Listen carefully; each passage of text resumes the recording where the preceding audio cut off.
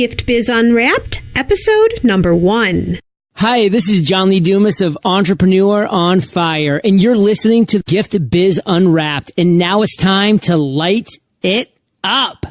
Welcome to Gift Biz Unwrapped, your source for industry-specific insights and advice to develop and grow your business. And now, here's your host, Sue Monheit. Hi, I'm Sue Monheit, and welcome to the Gift Biz Unwrapped podcast. Whether you own a brick and mortar shop, sell online, or are just getting started, you'll discover new insight to gain traction and grow your business. And today I have the honor of talking to Brendan Hufford. And Brendan is a man with a lot going on. During the week, he's a full-time high school assistant principal, but that's only the beginning. He owns a 6-figure Brazilian Jiu Jitsu clothing brand called Kimonos, and also hosts a business podcast called Entrepreneurs and Coffee. He works on these businesses between 3 and 5 a.m. Yes, you heard me right. And some nights and also on the weekends. Now, given that, you may think that all he does is work. Not so. Brandon leaves time for other very important parts of his life, which include faith and family. He has a wonderful wife and also a son. Ooh, I'm exhausted just running through your bio. What else should we know about you and your businesses before we get started? Well, first of all, Suze, thank you so much for having me on. I'm really, really excited. In addition to all of that, not much. I have the businesses, my Entrepreneurs and Coffee podcast, and I work. And like you said, I'm really involved in my church and my faith, and also with my family. I don't like to socialize. I don't like to go out and go to parties. I like to work, and I like to be with my family and close friends, and I like to work out. And it's those, when we break it down like that, it sounds super simple, but I also like to do all of those things quite a bit. And how do you fit in working out? Do you get up at 1 to work out before you start the other? I get up at 3 now because I tried getting up at 2 a bunch of times, and I just got sick. I wasn't getting enough sleep in my body. I kind of use my body like a race car. I don't slow down. I just tend to slam into the wall at 300 miles an hour when I'm not getting enough sleep. So yeah, some mornings are reserved for working out during that time. Some aren't. Sometimes I'll work out at night, but that's usually only if my wife and son have other plans. My wife is very independent and very strong, and it's probably because I was raised by my grandmother, my aunt, and my mom, by a number of very strong, independent women that I'm attracted to a woman like that. So my wife will go and do stuff with my son at night. Sometimes they do church stuff or different vacation Bible school, and that'll be time that I could work out or work or go to jiu-jitsu in the evening too. Well, somehow you fit it all in. And, having that life balance is so important to a business owner, too, because if you don't, you're just going to run yourself into a wall, like you said. And if you don't take that time for yourself, everything's going to fall apart. I think, I think when people, here's an example. Somebody said to me one time that everybody has enough time in their day. We all have the same 24 hours. I don't understand how Oprah can be so successful when she has the exact same 24 hours that I do. And I think that people like an Oprah or whoever else, they have no idea who got voted off the island in last night's episode. They have no idea. You could ask somebody, they're like, man, Brendan, I just don't have the time to start a business. I don't have time to take my business to that next kind of phase I wanted to go in. And it's like, oh, cool. Well, what did you think of that, finale for Walking Dead the other night? And they're like, man, it was crazy, blah, blah, blah. And then all of a sudden you see this little light bulb go off and they're like, oh, yeah, I guess I have time. Yeah. It's all about prioritization. Absolutely. And I think it's very much my DNA that this is what I'm wired for. This is what I like. It's hard work and it's a struggle sometimes, but I'm very much wired for it. As our listeners know, we like to align this conversation around the life of a candle. Shall we light it up, Brendan? Let's light it up. All right. I want to talk with you about a candle. And we like to talk about an inspirational quote, something that's really resonating with you right now in your life. If you were to choose an inspirational candle, what color would it be? My candle would be a royal blue. And why royal blue? I think royal blue it's a really cool color. It's my favorite jiu-jitsu gi color, but it also symbolizes to me honesty and transparency and loyalty, which are characteristics that I value in myself and others more than anything else. And what type of a quote would you have on this royal blue candle? I would have a quote from Tony Robbins on that candle where he says, if you can't, you must, and if you must, you can. And it's not really that whole quote. It sounds kind of circular and hokey, but the beginning of if you can't, you must really means a lot to me, because whenever I feel fear or I'm nervous about something in my business or in my life, and I feel like I can't do it, that quote pops into my head and I feel like, all right, now I definitely have to do it. I have to step into that fear and be the type of person who does this type of thing that I'm afraid of. Like, for instance, in a couple weeks, I'm going to start doing some webinars just to support my community of my podcast. And that's scary for me because it's something I've never done before. I have no doubt that it's going to go awesome and I'm going to absolutely crush it. But when I first thought of doing it, I was really scared. And I thought, all right, Brendan, if you can't, then you must. All right, well, I have to do this now. So that's what I'm going to do. I think you're right. And so many people, you hear this over and over again. Seth Godin talks about this a lot too, is that when you face your fear, that's when so many people back away and fail. And it's the survivors and the successful people who will look at it and say, okay, I'm trying this. And if it's going to work, great. If it's not, I'm going to learn, adjust, and still make it succeed. So let's focus for a minute on OK Kimonos. And I just want to talk about that a little bit because that's somewhat similar to a gift type business. But how did you get into that in the first place? You know, actually, I got into it for a very different reason. And when I was in college, I saw a couple UFC fights, which is the Ultimate Fighting Championship, mixed martial arts. And I kind of fell in love with the sport. And I just thought it was the coolest thing in the world. And when I went home and I got back to Fort Wayne, Indiana, there was really no place to train and there were really no jobs for teachers. So I moved up just outside of Chicago where my wife lived. Well, she's then my girlfriend, now my wife. And there were a million teaching jobs and that was great, but there were also a million like mixed martial arts gyms. And the first day I got there, I started trying to train mixed martial arts and I got really sick of getting punched in the face and not really knowing what I was doing. So I decided I needed to learn some jiu-jitsu. I needed to learn to be able to defend myself off my back if I had to be able to get up. And it's a really cool grappling martial art. There is no punching or kicking in jiu-jitsu. It's kind of similar to judo, if people are familiar with that. But it's a lot of fun, and that's kind of how I got into it, through fighting, not necessarily like some holistic kind of woo-woo martial arts practice. How did that turn into a business? Where did that spark come from to actually create this into a business? Well, looking back at my story and kind of studying my past, I've had the chance to teach psychology and sociology for the last 7 years prior to becoming an assistant principal. And when you do that, you ask kids about themselves all the time, which means you typically need to lead with a story about yourself, about what this looks like in your life. So I was forced to, over years and years, think about the story of my life and how things fit in and developmentally where I was at different phases and how birth order and multiple intelligences and all these different things applied to me. And what I kind of discovered is that throughout my life, I've been very entrepreneurial, burning CDs and selling them to my friends, or running business competitions. When I was in 4th grade, I remember me and a couple of my buddies just crushed everybody in a business competition. It was great, but I was kind of nurtured away from that. So it's very much my nature. And then I was nurtured away from that over time. And when I started teaching, I love teaching. I love kids. I love telling stories. I love relationships. Sue, I love what you and I are doing right now. This is great. But the problem is that it's not the kids that are the issue typically in schools, it's the other adults.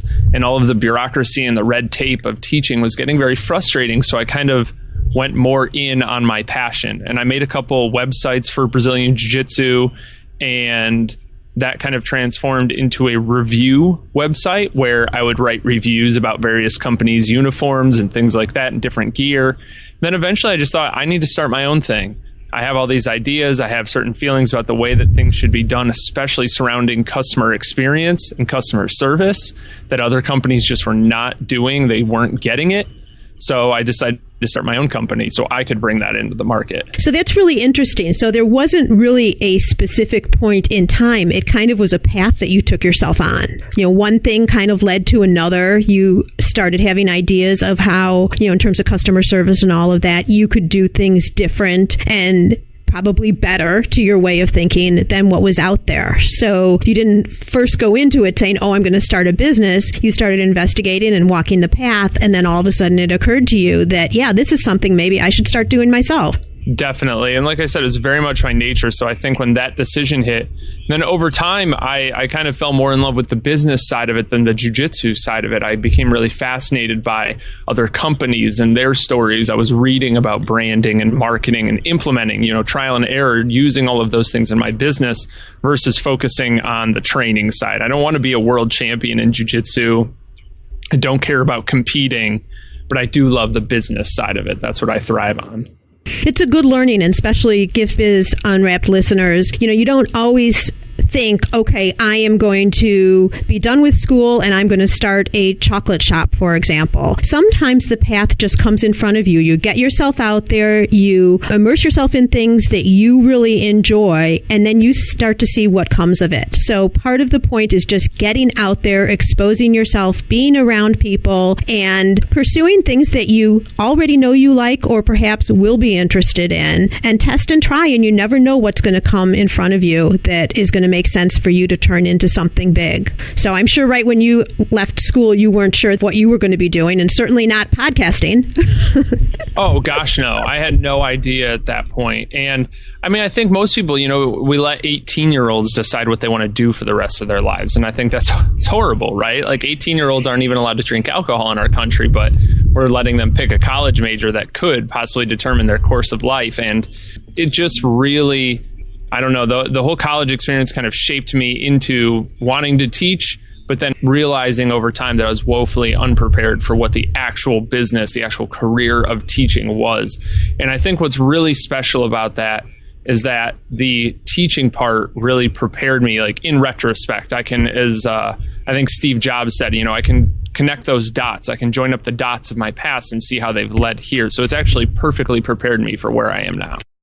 Let's move on and talk a little bit about your podcast. And the one thing that I really wanted to focus on with you, particularly for our group, is with Entrepreneurs in Coffee, you talk a lot about the power of taking action. What does that mean specifically to you? So I think that ideas are worthless, and action and execution are everything. I would rather somebody execute on 10 crappy ideas than have a great idea that they never really do anything with. We all have ideas. I think the majority of people in the world feel like they have a book in them, an amazing book that they should write, but they never do. And I think the majority of people with great business ideas never execute on those. And you really have to adopt a ready, fire, aim mentality, the idea of taking imperfect action and then making it right. Like, I'm going to do this, I'm going to try this, and I'm going to learn as I go. Like, for example, with me running webinars and stuff, like I'm going to try them. And if there's something wrong with it, I'm going to pivot versus just thinking, man, I should really do that, and planning it all out, but then never taking action on it. Action is the name of the game if you want a successful business. I think you're right. And action, the more you do, the better you get and the more perfect you are. We talk a lot about that in the podcast community, right? And you are one of my first interviews here. When you start initially doing podcasts, it's going to be rough. It's going to be a little bit, you're not going to be right on your game until you get into it and do it for a while. But that's the same type of thing. It's okay to take imperfect action, because that is the way to get to perfect yourself. Definitely. And especially with podcasting, you get this kind of thing when you start where you're like, what if I say the wrong thing, or do I need to edit this, or do I need to change it? And what's really cool over time is that you think it's getting easier, but really you're just getting better. You're better at telling stories. You're better at listening and pulling out key things. As a host, like Sue, I think you're an awesome host. Especially for, like you said, I'm one of the first few people that you've interviewed. I think you're awesome, because I've been interviewed by other people who are not confident and they're stumbling and stuff, and that's fine. But what's cool is that not everybody knows that it's okay to make mistakes, and they end up quitting. I think most podcasts end by like episode 7 or episode 8. They just don't make it past that. And what's cool is that you've aligned yourself with really good people and gotten some training ahead of time, and now you're executing with confidence. And I think that's huge. Thank you. I appreciate the compliment on that. Sure. Another thing about this taking action is I will see, especially when we're out at trade shows or I'm in some type of conference where we're teaching, that people will just take in so much information and then they'll leave the conference and they'll have binders full of information and then it sits there. Nothing happens. And that's so frustrating. In fact, I did a blog post about that, just talking about, just take one thing, just one little thing and start the momentum, and it can change your whole business because one thing can lead to another, can lead to another. Why do you think people put obstacles in front of themselves and don't take action? Oh, because it's freaking scary. Like, it's scary to try things. You might fail. And we're so conditioned in our society, we see Michael Jordan's dunks. We see his 3-pointers. We don't see a highlight video, a 7-hour highlight video of all the shots he's missed. He has a great quote, and I wish I could quote it directly, but it runs through like, I've been given the ball to take the game-winning shot, and I've missed 74 times. I've done this things. I've fouled out of games like this many times. He lays out like the numbers for his failures. And he says like, I've succeeded so many times because I've failed so many times. So knowing every time I fail, not just fail, but every time something doesn't go how I want it to, or I don't get the best result that I wanted, well, that's good because that means I'm one step closer. I've checked that box off, and now I have less boxes to check before I hit a big success. And I think, Sue, most people, another thing is they just don't have a healthy enough ego to handle that, to know that's part of the game, to take the hits, like a Rocky Balboa, just take the hits and just keep coming forward. I think that's one of my biggest advantages as an entrepreneur is that I can take hits and keep going and I don't quit. And I think I learned a lot of that through jiu-jitsu and also kind of modeled by my mom. My mom was a single parent growing up. And modeled that, a lot of that was modeled by her. So I saw it. She didn't just say it. I saw it, which means I'll do it. I think, again, like I said, it's straight fear.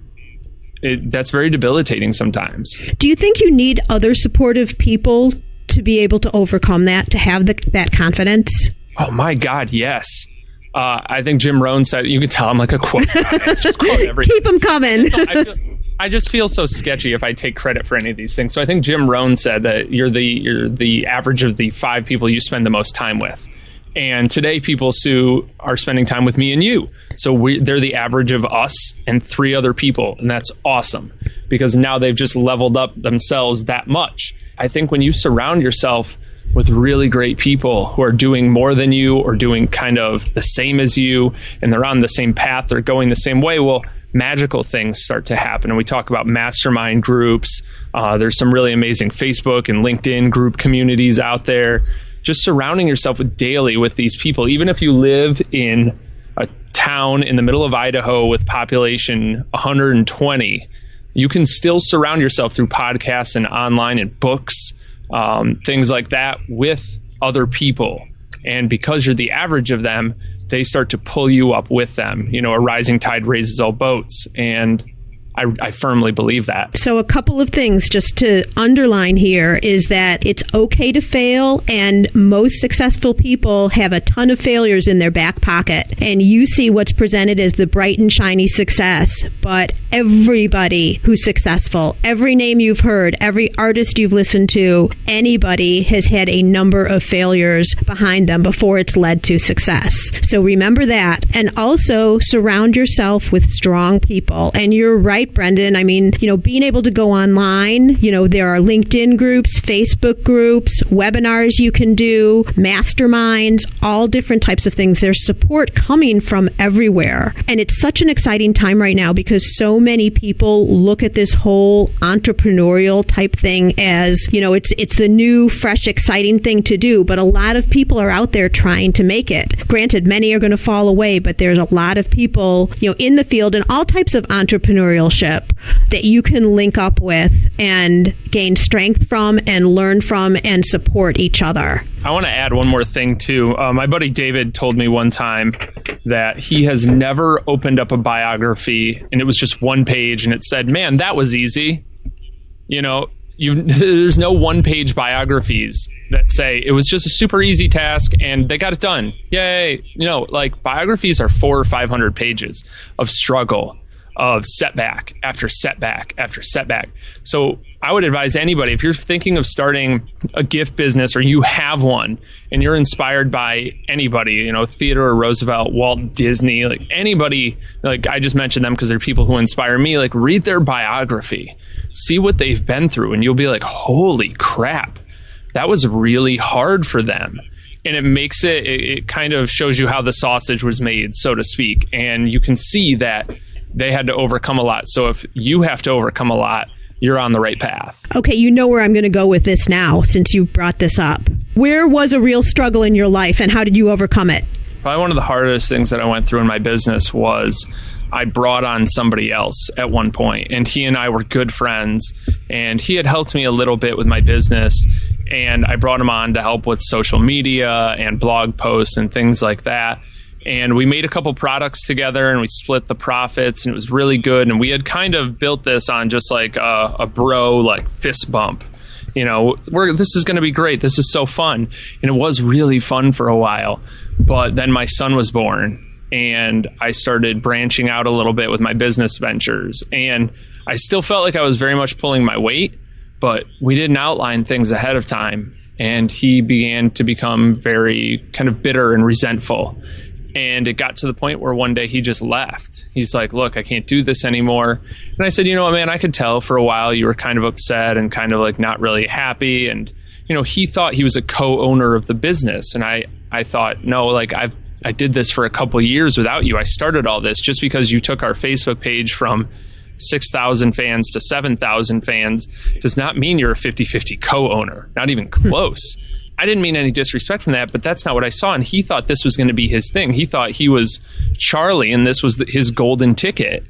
And that wasn't really fair. He not only left, but went on a crazy spree on the internet trying to contact any blogger to write like just defamatory statements about me, contacting any news source that he could to spread gossip and half-truths and lies and all of these things on every forum, on Reddit. Like he went everywhere to try and share what a horrible person I was. And because he got there first, people believed him. They didn't even question it. And then everybody's internet muscles came out.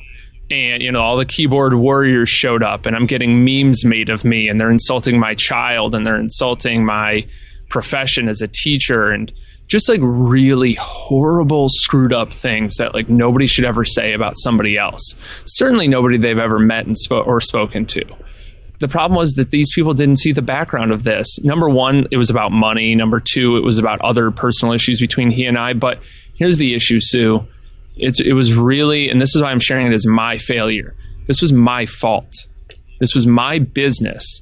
And because I didn't think to have a contract or even a simple, it's called an MOU, a memorandum of understanding. It's not legal, but it lays out everything, both of our responsibilities. Because I didn't do that, because I allowed it to be done on a handshake, I could have fixed that from the beginning. And this was 100% my fault. And it was one of the hardest things I've ever had to deal with in my life. Wow. It's a shame because knowing you the little bit that I do, you are nothing but nice and genuine. And that just had to hurt to the core to have someone who you had considered a friend turn around and spend all of that energy in laying down all of these untruths about you. But the thing, I still own it though. Like I really could have made this better from the start. And yes, he has to own what he did, but I can also own that it never would have happened. It never would have gotten to that point if I had done my due diligence when we were, at the outset. And now you know for the future. And for all of us, we can listen to what you've had to say and learn from it to hopefully protect ourselves against that ourselves. Right. And if everybody who listens takes that into account, then my lesson was well worth it. Thank you for sharing that.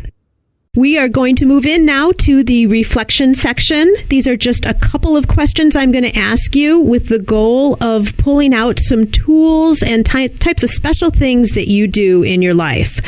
What is one natural trait that you have that has helped you succeed? I think I'm very much wired to hustle and grind. I mentioned that it was also kind of how I was nurtured. I saw my mom hustling and grinding and taking care of me and giving up pretty much all of her 30s and 40s to take care of this kid without any parties or any, cool stuff for her. So I saw it exemplified, but I think I was very much born with entrepreneurial DNA. I love going to bed at night because I know the next thing that I get to do is get up and work in the morning. And what's cool about this is I don't just believe that I have this DNA, but I also believe that you can be nurtured into it. So even if you think back into your story and you don't have all of these incidences of entrepreneurial tendencies throughout your life, you can still learn this stuff to some degree. You know, the best athletes in the world are a mix of tremendously hard work and tremendous talent. But the cool thing is, even in professional athletics, the 1% of the 1%, you can still not have the most talent, but you can still work incredibly hard and get there too. And it goes back to what we were talking about earlier, taking that action. What tool do you use regularly to keep productive or to help create balance in your life? So if I can mention just a few really fast. Sure. The first one is that I use Headspace, which is a meditation app that has benefited me tremendously in a million different ways. That is sitting on my phone, and I think I've been through only about 3 of them so far. I do it every single day, and there's some sections that I don't like, and there's some that I really have. There's some I've really struggled through. But what's cool is that when you're really struggling, you know there's something going on with you, and you know there's some issue. Like, for instance, Sue, I'm not exaggerating this for the sake of story. I think probably for 10 of the last 15 days, I've really struggled to meditate in the morning. I can't focus. I can't be clear. I can't focus on the visualizations that go with it. And that tells me that something's going on. And I've been kind of trying to hone in and really dedicating a little bit of time, even 5 or 10 minutes a day, to just thinking like, what is this? Why can't I focus? And it's really cool. It gives you a lot of insight into your life. Another one that I love is Buffer. I schedule all of my social media posts going out. What's cool is that because I schedule them going out, I don't have to freak out because now I can respond to them in real time without having to worry about posting at certain intervals throughout the day. So while the posting isn't necessarily very organic and natural and stuff because I've scheduled it, it also makes sure that the most people see it, and then I can respond to all of those things in real time, which I think if you're going to schedule your social media, you really need to make sure you can respond to it when people comment. Absolutely. And with Buffer, you can also post in real time as well. So you actually have both. I just found that within the last year and have been so happy with it too. And it gives you super simple analytics too. You can look at what's been and just click and drag and reshare stuff that was popular. You know, you can sort it by most clicks and sort it by this and that. You know, if you were posting on Facebook and one post with one graphic got 700 clicks to your blog and then the next one got 12, well, share that one that got 700 again and make sure it wasn't just a fluke and get more traffic. So it gives you cool analytics and it's just click and drag. I love it. I love their interface. What book have you read lately that you think our listeners would find value in? So I am, what is it called? Stephen Pressfield, The War of Art. I'm reading right now. If you are doing anything creative in your life, and if you are involved in the gift business, believe me, everything you do is freaking creative. And in this book, he talks about resistance and how resistance is what holds us back from and I don't mean this in a woo-woo kind of way, like we can kind of separate the spirituality of it, but he says we're all created to make something. God created us with a gift, and the universe, whatever, created us with a gift to create a certain thing. And the resistance is what holds us back from that. And he literally goes through page after page of different ways that resistance manifests itself. And you will be reading this book and you'll be like, holy crap, he is speaking into my soul. So The War of Art by Pressfield is definitely one that they would find a lot of value in. It's going on my reading list. Definitely. Gift Biz Unwrapped listeners, just as you're listening here today, you can also listen to audiobooks with ease. Get an audiobook just like this one for free. All you need to do is go over to giftbizbook.com and make a selection. That's giftbizbook.com. Okay, Brendan, we're coming to my very favorite question, and it is the Dare to Dream question. I would like to present you with a virtual gift. It's a magical box containing unlimited possibilities for your future. This is your dream or goal of almost unreachable heights that you would wish to obtain. Please accept this gift and open it in our presence. What is inside? So inside of this gift box is a couple things. First of all, it is keys to my home on the coast in California, preferably just in North County of San Diego, where I can surf every single day and do jiu-jitsu every single day. And there are great schools for my son to go to. I'm at that home, and in there is also kind of an outline, so to speak, of how I spend my day. So I get up in the morning and I surf, I come home and I do service work. Something I'm really passionate about is putting myself in the greatest possible place of service to others. And I don't know what that looks like yet, and I don't know what God has for me, but it's not in the way, and Sue, maybe you've heard this before, especially in the entrepreneurial space, people saying like, I want to serve other entrepreneurs and help them discover their purpose or something like that. And what that really means is you want to sell them products where, that's not a kind of service goal. That's an entrepreneurial, that's a business goal. But when I'm talking about service, I'm talking about feeding people who are hungry, especially children, is something I'm passionate about. We don't have children starving to death in the United States, but we have a tremendous amount of them who are very, very hungry every single day. So that's something I'm passionate about. So maybe I would spend my time working on a project like that in schools, making sure that kids are fed and fed in a way that actually fuels their body versus just giving them junk to eat. So we can say we fed them for legal reasons, which is what a lot of schools do. Off the soapbox. Then I'll go home and I'll spend time with my son and my wife. We homeschool him in my perfect day. And he spends time with other homeschool kids in our community, but I get to teach him and my wife gets to teach him. And that's something I'm really passionate about. And then after I spend lunch with him and I teach him some things, I go back and I do more work. Serving people in my community, whether that's helping disabled veterans or, like I said, feeding kids and people who need food and are hungry. After I'm done with that, I come back home and I spend time with my wife and son, maybe work a little bit more in the evening, do some of that paperwork, kind of business related stuff, and then I go to bed. And that's my day. That's not every day. Some weeks, some seasons of life might involve missions overseas to serve people. I'm really passionate about what is it? Pencils of Promise is doing and what Charity Water is doing with making a really sincere impact and a very transparent impact in places around the world. I feel like we are stewards of what we've been given. I've been given time and money and a beautiful family and all of these things, but I feel like God has blessed me with these things with the intention of me redistributing it in a way that would make him proud. So that's my goal and that's my dream. That is a fabulous gift box, that's for sure. How can our listeners get in touch with you, Brendan? So the best way to get in touch with me is on Twitter. You can tweet me at Brendan Hufford, and hopefully someday I'm super Hollywood and this becomes more difficult than it is right now, but I promise no matter when you listen to this podcast, I'll respond to every single tweet that I get. It's just how I'm wired. It's just what I feel. If you're going to be on social media, you need to be social. And that's what Twitter's for. It's for talking. So you can always talk to me there. And then also, Sue, another great way for people to get in touch with me is just on my website. There's a contact form on there, and I answer all of my emails personally. But if they go to my website, you can go to brendanhufford.com/gift.